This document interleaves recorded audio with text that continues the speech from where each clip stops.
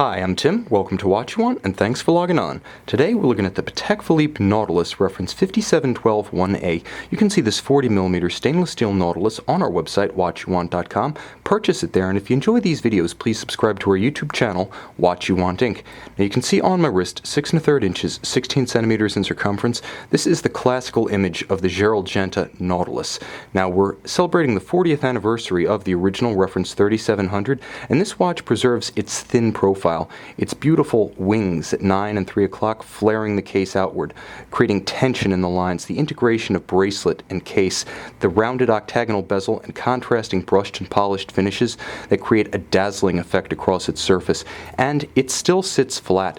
Although it is a sports watch, it's nevertheless equally adept as a dress reference. 9mm thin, this one features that sloped wing at 9 o'clock with a conical bezel edge such that any tight sleeve, any dress cuff will easily slide up over the side of this watch. Now, it does have robust proportions. It's nominally 44.5mm to the end of the lugs, but with the rigidity of the outward flared portions of the bracelet, it wears a little bit larger than that, approximately 50mm from the outermost rigid point to the corresponding point on the opposite side, and it has substantial heft, being rendered entirely in stainless steel.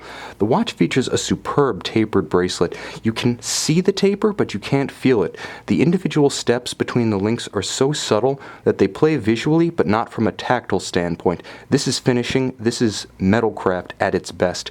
You can see the contrast of the polished and brushed facets, and it's beautifully finished from an ergonomic standpoint as well. On the underside, these broad channels between links, ensuring that the watch will not pinch skin or pull hair. The clasp is of outstanding quality. Now you can see it is a double fold deployant, so it doesn't have that single one big up and over that can pinch skin on a smaller wrist.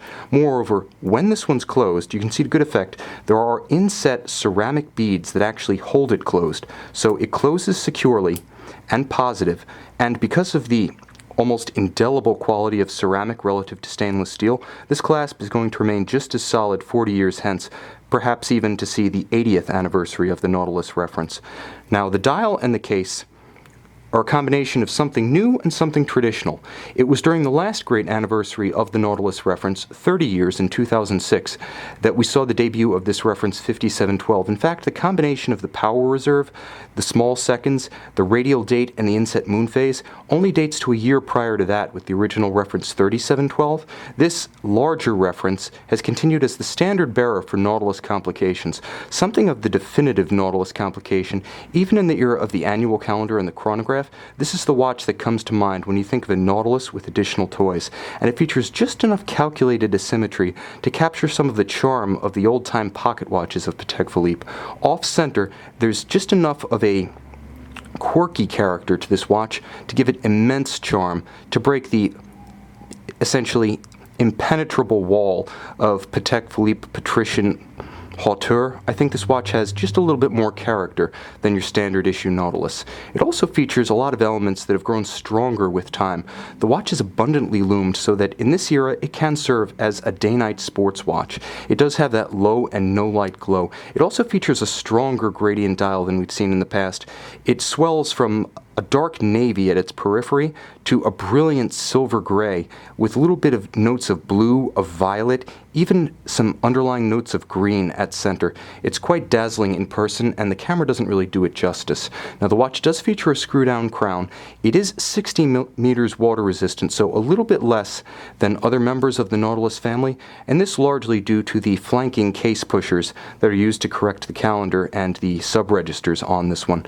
But it features an outstanding movement that's definitely a cut above even Patek Philippe's norm. Well, we're used to seeing the 324 in many automatic applications. Fewer and far between are the applications involving the 240 micro rotor. Now, there are a lot of suffixes on this one. LU because it features a moon phase, PS because it features petite seconde, small second, IRM, indicateur reserve de marche, and of course, because it has a date, C, calendrier. 29 joules, 265 pieces. This one beats away at 21,600 vibrations per hour or 3 hertz. Now, this is a more traditional treatment of Patek Philippe finishing because it features the Geneva hallmark, subsequently supplanted by the Patek Philippe seal. There is no difference in finishing quality between the two.